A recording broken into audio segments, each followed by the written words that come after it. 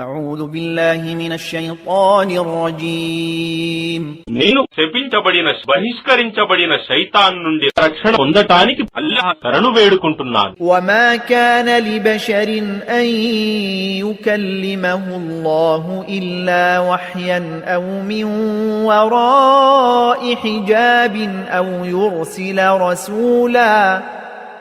يرسل رسولا فيوحي بإذنه ما يشاء إنه علي حكيم. మరియు అల్లాహ్తో మాట్లాడగలిగే శక్తి ఏ మానవునికి లేదు. కేవలం దివ్యజ్ఞానం వహీ ద్వారా లేదా తెర వెనుక నుండి లేదా ఆయన పంపిన సందేశహరుని ద్వారా ఆయన అనుమతితో ఆయన కోరిన వహీ అవతరింపజేయబడటం తప్ప. నిశ్చయంగా ఆయన మహోన్నతుడు, మహావివేకవంతుడు.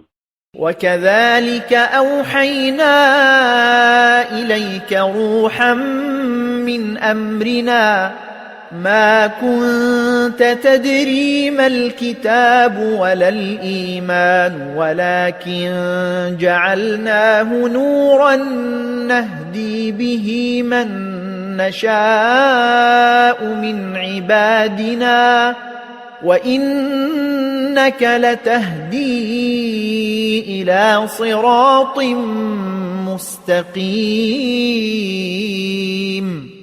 మరియు ఇదే విధంగా ఓ ముహమ్మద్, మేము మా ఆజ్ఞతో నీ వద్దకు దివ్యజ్ఞానం రూహ్ అవతరింపజేశాము.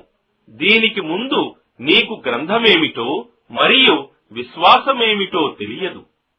కాని మేము దీనిని ఈ ఖురానును జ్యోతిగా చేసి దీని ద్వారా మా దాసులలో మేము కోరిన వారికి మార్గదర్శకత్వం చేస్తాము.